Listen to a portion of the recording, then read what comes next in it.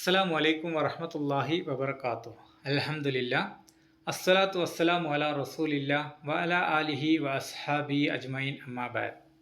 പ്രിയമുള്ളവരെ, ഇതുവരെ നമ്മൾ പഠിച്ചത് 1 മുതൽ 16 വരെയുള്ള ആയത്തുകളുടെ തജ്വീദ് നിയമങ്ങളാണ്. ഇൻഷാ അല്ലാഹ് ഈ ക്ലാസ്സിൽ പഠിക്കാൻ പോകുന്നത് 17 മുതൽ 20 വരെയുള്ള ആയത്തുകളുടെ തജ്വീദ് നിയമങ്ങളാണ്. നമുക്ക് നോക്കാം. മസലുഹും കമസലില്ലദി ഇസ്തൗഖദ നാറൻ. ഇവിടെ ഖാഫ് തഫ്ഹീം ചെയ്യണം.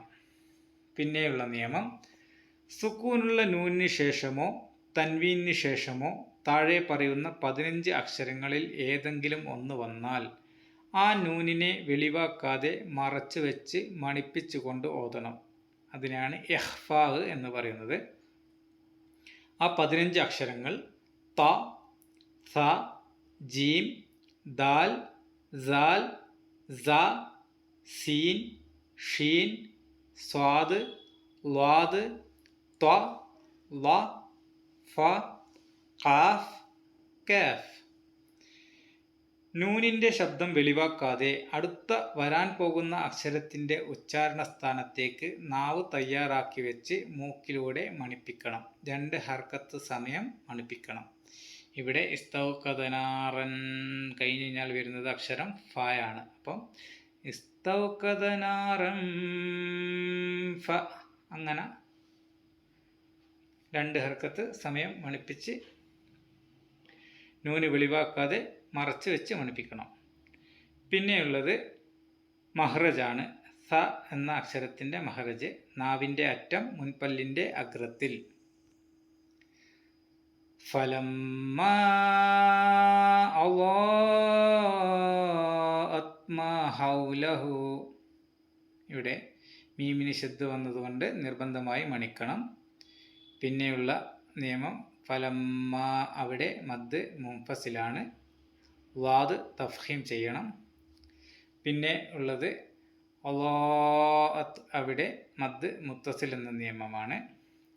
പിന്നെ ഹൗലഹു കഴിഞ്ഞ് കഴിഞ്ഞാൽ വാവ് വന്നിട്ടുള്ള ചെറിയ, അത് മദ് അസ്ലിയുടെ അക്ഷരമാണ്. ഇത് കൃത്യം 2 ഹർക്കത്ത് മാത്രമേ നീട്ടാവൂ, അതിൽ കൂടാനോ കുറയാനോ പാടില്ല. അടുത്ത ഭാഗത്തേക്ക് പോവാം.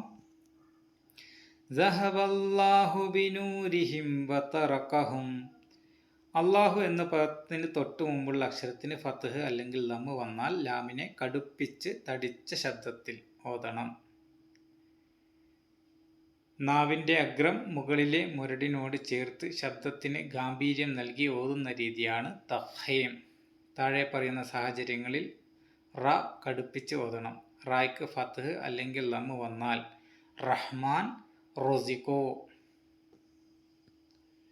അടുത്ത ഭാഗത്തേക്ക് പോവാം. ഫീ ളുലുമാതിൽ ലാ യുബ്സിറൂൻ. ഇവിടെ വാദ്, സ്വാദ്, റ തഫ്ഹീം ചെയ്യണം. പിന്നെ മദ്ദിൻ്റെ അക്ഷരങ്ങളായ അലിഫ്, വാവ്, യ എന്നിവയ്ക്ക് ശേഷം ഹംസയോ സുക്കൂനോ വന്നില്ലെങ്കിൽ അതിനെ മദ് അസ്ലി എന്ന് വിളിക്കുന്നു. ഇത് കൃത്യം 2 ഹർക്കത്ത് മാത്രമേ നീട്ടാവൂ, അതിൽ കൂടാനോ കുറയാനോ പാടില്ല. പിന്നെ ഇദ്ഗാം ബിലാ ഗുന്ന, സുക്കൂനിലെ നൂനിന് ശേഷമോ തൻവീനു ശേഷമോ ലാമോ റാ എന്ന അക്ഷരം വന്നാൽ അവിടെ നൂനിനെ പൂർണ്ണമായും ഒഴിവാക്കി അടുത്ത അക്ഷരത്തോട് മണിപ്പിക്കാതെ ചേർത്ത് ഓതണം. പിന്നെയുള്ളത് ചെറിയ കൽക്കല. ബ എന്ന അക്ഷരത്തിന് സുക്കൂനുള്ളത് കൊണ്ട് അവിടെ ശബ്ദത്തിൽ നേരിയ ഒരു തട്ടിൽ മാത്രം മതി. യുബ്സിറൂൻ, മദ് ആരിൽ സുക്കൂൻ. അതാണ് ലാസ്റ്റ് നിയമം. നമുക്ക് അടുത്ത ആയത്തിലേക്ക് പോവാം. സുമ്മും ബുക്മുൻ ഉമ്യും ഫഹും ലാ യർജിഊൻ. ഇവിടെ സ്വാദ് റ തഫ്ഹീം ചെയ്യണം. പിന്നെയുള്ളത് സുക്കൂനുള്ള നൂനിന് ശേഷമോ തൻവീനിന് ശേഷമോ ഗൈൻ വന്നതുകൊണ്ട് ആ നൂനിൻ്റെ ശബ്ദം മണിപ്പിക്കാതെ വെളിവാക്കി ഓതണം. ബുക്കുമുൻ, ബുക്കുമുൻ ഉമ്യും. അതായത് ഇത് ഈ ഒരു രീതിയിലുള്ളത് 6 അക്ഷരങ്ങളുണ്ട്. അത് തൊണ്ടയിൽ നിന്ന് വരുന്ന അക്ഷരങ്ങൾ നിങ്ങൾ പഠിച്ചിട്ടുണ്ടാവുമല്ലോ. ഈ അക്ഷരങ്ങൾക്ക് മുമ്പിൽ സുക്കൂനുള്ള നൂൻ വന്നു കഴിഞ്ഞാൽ, അല്ലെങ്കിൽ തൻവീനുകൾ വന്നു കഴിഞ്ഞാൽ നിങ്ങൾ ഓതേണ്ടത് ബുക്കുമുൻ. ആ നൂന് എന്ന ശബ്ദം മണിപ്പിക്കാതെ വെളിവാക്കി ഓതേണ്ടതാണ്. പിന്നെയുള്ളത് മീമിന് ശബ്ദമുള്ളത് കൊണ്ട് 2 ഹർക്കത്ത് നിർബന്ധമായും മണിക്കണം. പിന്നെയുള്ള നിയമം, സുക്കൂണിലെ നൂനിന് ശേഷമോ തൻവീനിന് ശേഷമോ ബ എന്ന അക്ഷരം വന്നാൽ ആ നൂനിൻ്റെ ശബ്ദത്തെ മാറ്റി മീമാക്കി ചെറുതായി മണിച്ചുച്ചരിക്കണം. ഇതിനെ ഇഖ്ലാബ് എന്ന് പറയുന്നു. സുമ്മും ബുക്മുൻ, ഇവിടെ സുമ്മുൻ എന്നല്ല, സുമ്മും ബുക്മുൻ, അങ്ങനെ തന്നെ ഓതണം.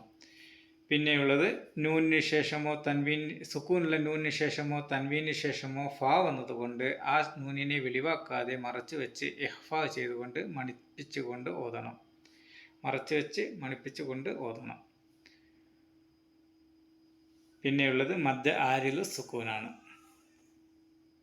നമുക്ക് അടുത്ത ആയത്തിലേക്ക് പോവാം. ഔ ഖസയ്യിബിൻ മിനസ്സമാഇ ഫീഹി, ഇവിടെ സ്വാദ് തഫ്ഖീം ചെയ്യണം. പിന്നെയുള്ളത് ഇദ്ഗാം ബിഗുന്ന, സുക്കൂനിലെ നൂനിന് ശേഷമോ തൻവീനിന് ശേഷമോ മീം വന്നതുകൊണ്ട് അവയെ മണിപ്പിച്ചുകൊണ്ട് ചേർത്തോതണം. മീമിന് ഷദ്ദുള്ളത് കൊണ്ട് 2 ഹർക്കത്ത് വരെ നീട്ടണം.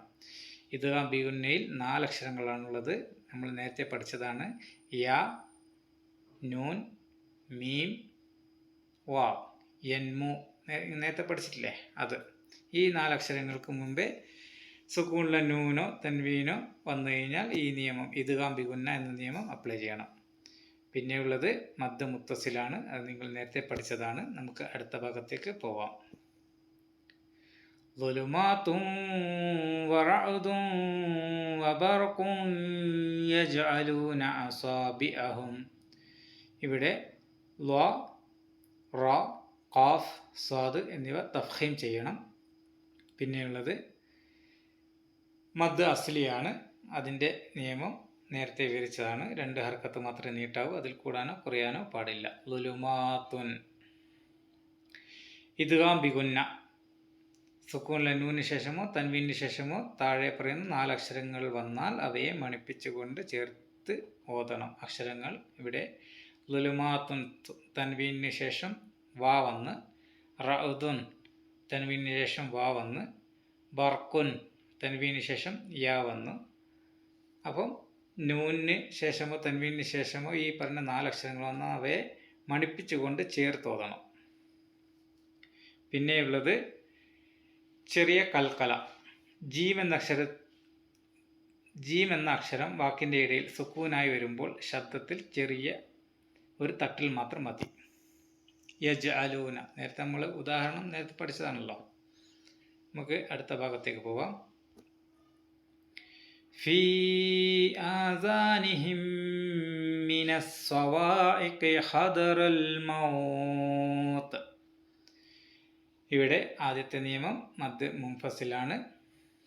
പിന്നെയുള്ളത് സുക്കൂനുള്ള മീമിന് ശേഷം മറ്റൊരു മീം വന്നാൽ ആദ്യത്തെ മീമിനെ രണ്ടാമത്തെ മീമിലേക്ക് ലയിപ്പിച്ച് ചേർത്ത് മണിപ്പിച്ചുകൊണ്ട് ഓതണം. ഇദ്ഗാം ഷഫവി, നേരത്തെ റബിഹത്ത് തിജാറത്തുഹും എന്ന നിയമമില്ലേ, അതിൽ വിവരിച്ചതാണ്.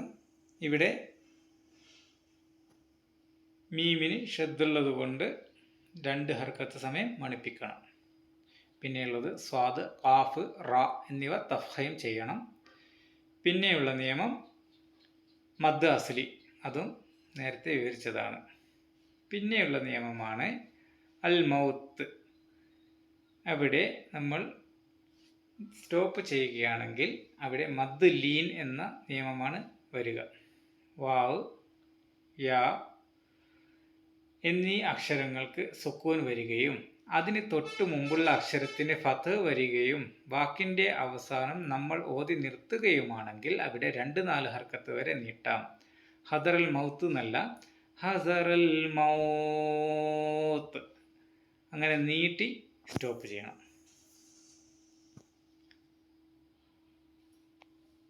പിന്നെയുള്ളത് നേരത്തെ പറഞ്ഞതുപോലെ അള്ളാഹു എന്ന പദത്തിന് മുമ്പ് ഫത്ത് അല്ലെങ്കിൽ ദമ്മ് വന്നാൽ ലാമിനെ കടുപ്പിച്ച് ശബ്ദത്തിൽ തന്നെ ഓതണം. ത്വ തഫ്ഹീം ചെയ്യണം. സുക്കൂനുള്ള നൂനിന് ശേഷമോ തൻവീനു ശേഷമോ ബ എന്ന അക്ഷരം വന്നാൽ ആ നൂൻ ശബ്ദത്തെ മീം ആക്കി മാറ്റി ചെറുതായി മണിച്ച് ഉച്ചരിക്കണം. നേരത്തെ പറഞ്ഞതുപോലെ ഇഖ്ലാബ്. വല്ലാഹു മുഹീതും ബിൽ കാഫിരീൻ. മുഹീതും ബിൽ കാഫിരീൻ.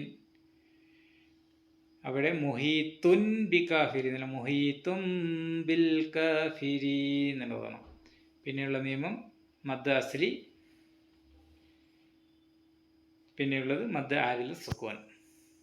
നമുക്ക് 20ാമത്തെ ആയത്തിലേക്ക് പോവാം. യകാദുൽ ബർഖു യഖ്തഫു അബ്സ്വാറഹും. ഇവിടെ റ, ഖാഫ്, ഹ, ത്വ, സ്വാദ് എന്നിവ തഫ്ഹീം ചെയ്യണം. ബ എന്ന അക്ഷരം വാക്കിൻ്റെ ഇടയിൽ സുക്കൂനായി വരുമ്പോൾ ശബ്ദത്തിൽ നേരിയ ഒരു തട്ടൽ മാത്രം മതി. അബ്സ്വാറഹും, അബ്സ്വാറഹും. പിന്നെയുള്ളത് മദ് അസ്ലിയാണ്. നമുക്ക് അടുത്ത ഭാഗത്തേക്ക് പോവാം. കുല്ലമാ അളാഅ ലഹും മശൗ ഫീഹി വഇദാ അല്ലമ അലൈഹിം ഖാമു. ഇവിടെ ആദ്യത്തെ നിയമം മദ് മുൻഫസിലാണ്. പിന്നെ ലാദ്, ല, ഖാഫ് എന്നിവ തഫ്ഹീം ചെയ്യണം. പിന്നെയുള്ളത് മദ് മുത്തസിലാണ്. പിന്നെയുള്ളത് സുക്കൂനുള്ള മീമിന് ശേഷം മറ്റൊരു മീം വന്നാൽ ആദ്യത്തെ മീമിനെ രണ്ടാമത്തെ മീമിലേക്ക് ലയിപ്പിച്ച് മണിപ്പിച്ച് കൊണ്ട് ഓതണം. ഇദ്ഗാം ഷഫവി. പിന്നെ ഇവിടെ ജീം എന്ന ചിഹ്നം കാണുന്നില്ല. നേരത്തെ ജീം എന്ന ചിഹ്നം കണ്ടിട്ടുണ്ട്. ആ ചിഹ്നം കാണുന്ന ഭാഗത്ത് ഓതുന്ന ആൾക്ക് വേണമെങ്കിൽ നിർത്താം, അല്ലെങ്കിൽ നിർത്താതെ തുടർന്ന് ഓതുകയും ചെയ്യാം. വലൗ ശാഅ അല്ലാഹു ലസഹബ ബിസംഇഹിം വഅബ്സാരിഹിം. ഇവിടെ വലൗ ശാഅ, അവിടെ മദ് മുത്തസിലാണ്. പിന്നെ ബ അബ്സാരിഹിം എന്നതിലെ ബ സുക്കൂൻ ഉള്ളത് കൊണ്ട് അവിടെ ചെറിയ ഒരു കൽക്കല. പിന്നെ സ്വാദ് തഫ്ഹീം ചെയ്യണം. പിന്നെയുള്ളത് മദ് അസ്ലിയാണ്. ഇന്നല്ലാഹ അലാ കുല്ലി ശൈഇൻ ഖദീർ. നൂൻ ഷദ്ദുള്ളതുകൊണ്ട് നിർബന്ധമായും മണിപ്പിക്കണം. പിന്നെ സുക്കൂനിലെ നൂനിന് ശേഷമോ തൻവീനു ശേഷമോ നേരത്തെ പറഞ്ഞ 15 അക്ഷരങ്ങളിൽപ്പെട്ട ഖാഫ് വന്നതുകൊണ്ട് ആ നൂനിനെ വെളിവാക്കാതെ മറച്ചു വെച്ച് മണിപ്പിച്ച് കൊണ്ട് ഓതണം. ഷൈഇൻ ഖദീർ.